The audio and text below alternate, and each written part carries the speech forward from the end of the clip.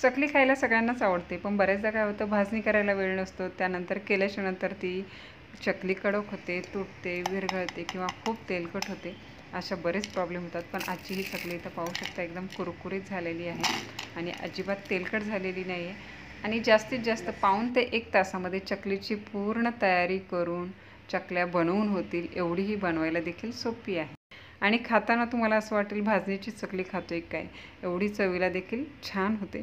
आणि फार काही याच्यामध्ये करायचं नाही आहे. जे साहित्याचं प्रमाण सांगितलं आहे त्या प्रमाणानुसार साहित्य घ्यायचं आहे. एकदम कुरकुरीत आणि कमीत कमी तेलकट अशी ही चकली होते. तर वेळ न घालवता बनवायला सुरुवात करूया. भाजणीची चकली म्हटलं की त्याच्यामध्ये आपण तांदूळ वगैरे वापरतो. इथे तांदळाचा वापर न करता हे जाड पोहे म्हणजे कांदा पोह्यांसाठी जे वापरतो ना, ते पोहे घेतलेले आहे. मोजून माप घ्यायचं आहे. 4 पेले हे जाड पोहे घेतलेले आहेत. आणि याच्यामध्ये काय असतं, बऱ्याचदा पावडर वगैरे झालेली असते पोह्यांची, म्हणून आपल्याला हे चाळून घ्यायचे आहे. तर डायरेक्टली हे चाळणीतच ओतलेले आहेत आणि आता हे चाळून घेतलेले. दुसरं साहित्य आहे ते म्हणजे भाजकी चणा डाळ, याला डाळवं असं देखील म्हणतात. तर 1 पेला मोजून घेतलेली आहे, म्हणजे 4 कप पोहे, 1 कप भाजकी चणा डाळ घेतलेली आहे. आता यामध्ये अजून एक तिसरं साहित्य वापरणार आहे, ज्यामुळे चकलीची चव ना अगदी भाजणीच्या चकलीसारखी लागते. तर तिसरं साहित्य आहे मूग डाळ. तर मूग डाळीचं प्रमाण जे आहे ना, एकदम महत्त्वाचं आहे. तर मूग डाळ इथे किती वापरायची आहे, तर पेल्याच्या मापानुसार पाव कप म्हणजे 1/4 कप जो पेला आहे त्याच्याही निम्मी डाळ घ्यायची आहे, किंवा आपले जे नाश्त्याचे जे चमचे आहेत ना, ते 2 चमचे या अंदाजाने मी इथेही डाळ घेतलेली आहे, पण जास्त होता कामा नये. एवढंच साहित्य आपल्याला लागणार आहे. त्यानंतर काय करायचं आहे, कढई गरम करायला ठेवलेली आहे. तर कढई हलकीशी गरम झाली का त्याच्यामध्ये मूग डाळ परतून घ्यायची आहे. जास्त नाही, अर्धा मिनिट फक्त आपल्याला ही गरम करायची आहे. थोडीशी गरम झाली की त्याच्यामध्ये टाकलेले आहे आपण 1 चमचा जिरं टाकलेलं आहे. जिरे थोडेसेही भाजले जातात, फार कडक असं काही भाजायचं नाही आहे. तर आणि त्यानंतर इथे टाकत आहोत अर्धा चमचा हातावर कुस्करून असा ओवा टाकलेला आहे. हलकंसं हे साहित्य सगळं गरम झालेलं असेल आणि थोडंसं गरम झालं की लगेच त्याच्यामध्ये आपण ती भाजकी डाळ वगैरे आहे आणि पोहे ते ॲड करणार आहोत. थोडंसं हे मऊपणा असतो याच्यामध्ये, त्याच्यामुळे हलकेसे हाताला गरम लागेपर्यंत आता हे सगळं साहित्य एकत्र करून घ्यायचं आहे. या पद्धतीने सगळं मिक्स करून घ्या. पोहे लगेच गरम होतात, भाजकी डाळ ही भाजलेलीच असते त्याच्यामुळे फार वेळ लागत नाही. आणि हे दोन्ही गरम होतपर्यंत मुगाची डाळ जी आहे ना, तीही बरोबर याच प्रमाणात भाजली जाते, त्याच्यामुळे जास्त वेळ काही भाजायची गरज नाही. हाताला हलकंसं हे मध्ये चेक करून पाहायचं आहे. थोडंसं गरम लागलं की गॅस बंद करायचा आहे, एवढंच भाजायचं आहे. गरम करून घेताना या पद्धतीने 2 चमचे असे वापरले तरी चालेल. पटकन हे सगळीकडनं व्यवस्थित एकसारखे गरम होतील. आता हाताने चेक करून पाहिजे आहेत. आता हे गरम लागत आहेत तर गॅस बंद केलेला आहे. पोहे फार कुरकुरीत वगैरे होतपर्यंत अजिबात भाजून घ्यायचे नाही, थंड व्हायला ठेवलेले होते, थंड झालेले आहेत. त्यानंतर लगेच आपल्याला हे दळून घ्यायचे आहेत. तर मिक्सरच्या भांड्यामध्ये हे थोडे थोडे घ्यायचे आहे आणि आपली जी सुजीची चाळणी आहे ना, त्याने हे चाळून घेतलेले आहे. चाळल्याच्या नंतर जे काही जाडसर असे कण राहतील ते पुन्हा मिक्सरमध्ये टाकायचं आहे आणि उरलेली जे काही पोहे डाळ आहे त्याच्याबरोबर हे दळून घ्यायचं आहे.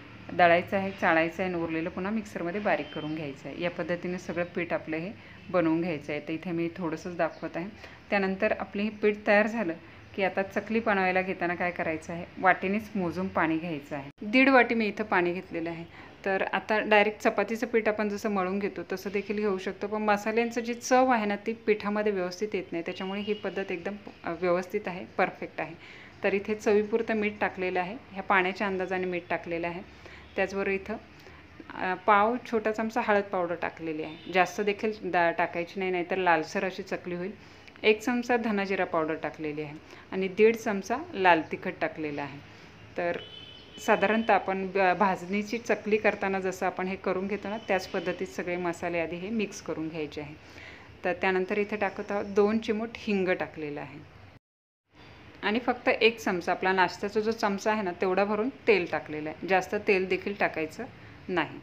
तर एवढ्याशा याच्यासाठी मी एवढंसं तेल याच्यामध्ये टाकलेलं आहे. बस आता हे सगळं गरम करून घ्यायचं आहे. सगळं मिक्स करून घेतलेलं आहे. पाणी बऱ्यापैकी गरम झालं की काय करायचं आहे, गॅस बंद करायचा आहे आणि जे आपण पीठ 1.5 वाटी पाणी होतं तर 1.5 वाटी इथे सपाट 1.5 वाटी पीठ टाकलेलं आहे. जास्त देखील टाकायचं नाही आणि मिक्स करण्याची पद्धत देखील एकदम सोपी आहे, सहज पीठ मिक्स होईल असंच. आता पीठ टाकल्याच्या नंतर याच्यामध्ये 1.5 चमचा तीळ टाकलेले आहे आणि ओवा जो आहे आपण तो दळून देखील टाकलेला आहे, त्याच्यामुळे इथे पाव छोटा चमचा ओवा टाकलेला आहे. हातावर कुस्करायचा आहे आणि टाकायचा आहे. पाण्यात जर टाकले तर ते एकदम शिजल्यासारखे होतात आणि कधी कधी तळताना व्यवस्थित जर ते कुरकुरीत झाले नाही तर मग चकली मऊ देखील पडू शकते। त्याच्यामुळे पीठ टाकलं का गॅस बंद करतो आणि ह्या गरम पिठामध्ये असं लाटण्याचा वापर करायचा आहे पीठ मिक्स करण्यासाठी। त्यामुळे काय होतं, झटपट होतं, हातांनाही कुठला त्रास होत नाही आणि सगळ्यात महत्त्वाचं म्हणजे कुठली गुठळी होत नाही आणि एकसारखं सगळीकडे पीठ जे आहे ना भिजलं जातं। अतिशय सोपी पद्धत आहे ही पीठ मिक्स करण्याची। लाटण्याचा वापर केला म्हणजे काय होतं, हातांनाही ते जास्त सोपं जातं करायला, कुठेही गुठळी वगैरे असं काही होत नाही आणि जोपर्यंत हे पीठ असं मिक्स झालेलं वाटत नाही तोपर्यंत या पद्धतीने हे मिक्स करून घ्यायचं आहे। आता सगळं मिक्स झालेलं आहे तर आता याच्यावर झाकण ठेवूया, थोडंसं थंड होतपर्यंत आतमध्ये हे वाफ देखील मुरली जाईल आणि पीठ जे आहे ना चांगलं असं तयार होईल। अंदाजे 10 मिनिटानंतर पीठ बऱ्यापैकी थंड झालेलं आहे तर एका परातीमध्ये आपण हे काढून घेऊया आणि आता थोडंसं हे गरम लागत आहे तर आता पुन्हा हे सगळं मोकळं करण्यासाठी सोपी पद्धत।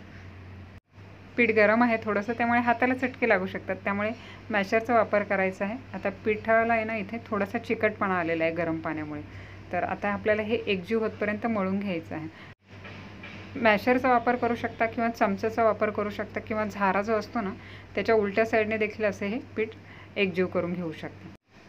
तर पीठ चांगलं असं जेवढं मोकळं करता येईल तेवढं करून घेतलेलं आहे। आता यानंतर आपल्याला याचं चांगलं असं मळून एकजीव होतपर्यंत हे मळून घ्यायचं आहे। आता जर जास्त सुक्क वाटत असेल तर थोडा पाण्याचा हात घ्यायचा आहे आणि हे मळून घ्यायचे। खूप पाणी वगैरे याच्यामध्ये वापरायची देखील गरज नाही। इथे पाहू शकता हे पीठ एक बरोबर झालेलं आहे। थोडंसं मी इथं फक्त पाण्याचा हात घेतलेला आहे आणि हलक्या हाताने हे सगळं गोळा करून घ्यायचं आहे। पीठ इथे आहे ना थोडंसं घट्टसर असंच असतं, जर ओलसर पीठ जर झालं तर चकली जे आहे ना ते तेलकट होईल आणि कुरकुरीत राहणार नाही। त्याच्यामुळे हातानेच असं हे थोड्याशा पाण्यामध्ये हात फक्त ओला करून घ्यायचा आहे आणि मळून घ्यायचं आहे। जेवढं पीठ घेतलं होतं तेवढंच पाणी घातलं होतं, त्याच्यामुळे परफेक्ट असं हे पीठ तयार होतं। आता याचे छोटे छोटे गोळे करायचे आहे सोऱ्यामध्ये बसतील तेवढे आणि आपले चकली काढून घ्यायची आहे। आता इथे गोळे करणं दाखवायचं राहून गेलं आणि इथं सोऱ्याला आतमध्ये हलकासा तेलाचा हात द्यायचा आहे। पीठ ॲक्च्युली घट्ट आहे त्याच्यामुळे फार पीठ देखील सोऱ्याला आतून चिकटत नाही। आता आपण हे पीठ भरलेलं आहे, आता एक एक चकली काढून घेऊया। ह्या पिठाचं वैशिष्ट्य म्हणजे एवढ्या चकल्या केल्या पण एकही चकली अजिबात तुटलेली नाही आहे, मस्त अशी काटेरी चकली तयार होते। प्रमाण पिठाचं आणि पाण्याचं एकदम बरोबर घ्यायचं आहे तर पीठ देखील एकदम व्यवस्थित होईल। खूप इथे पाहू शकता एकसारख्या सगळ्या चकल्या करून घेतलेल्या आहेत आणि आता एका साईडला तेल देखील गरम झालेलं आहे। तर सगळ्यात आधी चकलीचा एक तुकडा टाकूया, चकली जी आहे विरघळते की नाही आपल्याला समजेल। तेल आधी चांगलं तापून द्यायचं आहे, नंतर मीडियम टू हाय फ्लेमवर ठेवायचं आहे। सगळ्या चकल्या टाकायच्या आहे आणि पलटी करायची, अजिबात घाई करायची नाही। टाकल्या उलटायची घाई अजिबात करायची नाही। जेव्हा आपण चकल्या टाकतो तेव्हा वरती जास्त असे तेलाचे बुडबुडे आलेले दिसतात, ते जेव्हा हे बुडबुडे कमी होतील त्यानंतरच चकली पलटायची आहे आणि कडकपणा आलेला दिसतो। त्या इथे पाहू शकता तेलाचे बुडबुडे कमी झालेले आहेत, त्यानंतर आपण चकली पलटी केलेली आणि गॅस जो आहे तो मीडियम टू हाय फ्लेमवर होता। त्याच्यानंतर गॅस जो आहे ना मीडियम फ्लेमवर ठेवायचा आहे पलटी केल्याच्या नंतर आणि मग ही तळून घ्यायची आहे, म्हणजे व्यवस्थित अशा तळल्या जातात।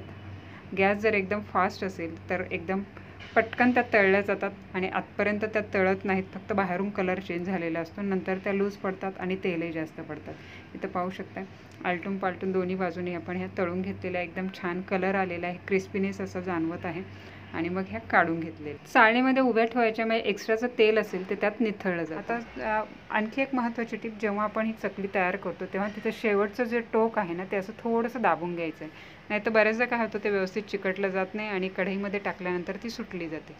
तर इथे या चकल्या आधी अशा तळत असतानाच मी ह्या काढून घेतलेल्या आहे आणि एकदम दिसायलाही छान दिसत आहे, मस्त असा खमंग सुगंध सुटलेला आहे। आता हाताने जर तुम्हाला टाकायला जमत नसेल तर काय करायचं आहे, असा चपटा कलथा वगैरे घ्यायचा आहे, त्यावर एक एक चकली टाकायची आहे आणि अशी सोडायची आहे, म्हणजे तेल हाताला लागायची भीती नाही, एकदम पटपट आणि व्यवस्थित असं हे होतं। आता इथे एकदम सुरुवातीला टाकल्या एकदम जास्त असे बुडबुडे दिसत आहेत तेलाची, जसजशी खालच्या साईडने तळली जाईल ना तसं तसं हे आपोआप कमी होतात आणि मग आपण ही पलटी करायची आहे। इथं पाहू शकता कडकपणा आलेला दिसत आहे। याच पद्धतीने सगळ्या चकल्या ज्या आहेत ना त्या तळून घ्यायच्या आहेत। एवढ्या चकल्या तळल्या पण ती एकही चकली तेलामध्ये तुटली नाही किंवा करताना तुटली नाही, विरघळली नाही, मऊ पडली नाही, एकदम कुरकुरीत अशी राहिलेली आहे आणि चव तर एकदम मस्त अशी येते। थोडंसं आपण इथे मुगाची डाळ वगैरे वापरलेली आहे, चव तर एकदम छान अशी भाजणीच्या चकलीसारखी येते आणि सगळ्या एकसारख्या चकल्या झालेल्या आहेत। इथं पाहू शकता इथं हा टिश्यू पेपर ठेवलेला आहे पण तेलही त्याच्यावर अजिबात हलकंसं तेलकट झालेलं आहे. नॉर्मली तेवढं होतंच, तळलेला पदार्थ आहे, पण एकदम तेल वगैरे शोषलं जातं असं काहीही झालेलं नाही आणि क्रिस्पी आहे, कुरकुरीत आहे. आता ही किती कुरकुरीत झालेली आहे हे समजलंच आहे. एका हाताने सहज तुकडा नाही तर डायरेक्ट चुरा होते. याच्यावरूनच ती किती क्रिस्पी झालेली आहे चकली हे आपल्याला समजेल. सुगंध देखील एकदम मस्त असा आलेला आहे. ओवा, जिरं वगैरे वाटून टाकलेलं आहे, त्याच्यामुळे एकदम छान अशी चव देखील आलेली आहे. जर भाजणीची चकली करायला वेळ नसेल, बऱ्याच जणांना नसतो, जॉब करणारे असतात, भरपूर कामं असतात किंवा मदतीला कोणी नसतं, अशावेळी भाजणीची चकली खायची असेल तर ही झटपट होणारी या पद्धतीची चकली करून पहा. अगदी भाजणीची चकली खाल्ल्यासारखी चव तुम्हाला वाटेल. बनवताना सांगितलेल्या टिप्स फॉलो करा आणि एकदम घरच्या घरी क्रिस्पी आणि कमी वेळात होणारी चकली करून पहा. आता यूट्यूबमध्ये नवीन ऑप्शन आलेलं आहे हाईप करायचं. तर ही रेसिपी तुम्हाला आवडली असेल तर लाईक, कमेंट, शेअर करा आणि त्याचबरोबर त्याच लाईनला हाईपचं बटन आहे ते प्रेस करा. आणि जर चॅनलवर नवीन असाल तर चॅनलला सबस्क्राईब करा आणि बेल आयकॉनला प्रेस करा. त्यामुळे येणाऱ्या सगळ्या नवीन रेसिपीचं नोटिफिकेशन तुम्हाला मिळेल. पुन्हा भेटू एका नवीन रेसिपीचा. तोपर्यंत टेक केअर. Bye bye.